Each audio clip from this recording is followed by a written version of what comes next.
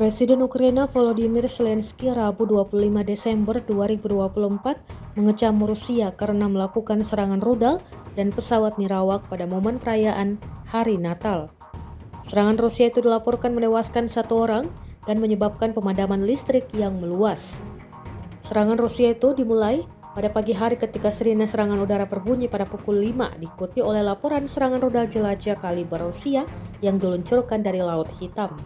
Putin sengaja memilih Natal sebagai hari penyerangan, apa yang lebih tidak manusiawi, kata Zelensky. Zelensky melaporkan Rusia meluncurkan lebih dari 170 proyektil, termasuk 70 rudal, dan lebih dari 100 pesawat nirawak yang ditujukan untuk melumpuhkan sistem energi Ukraina.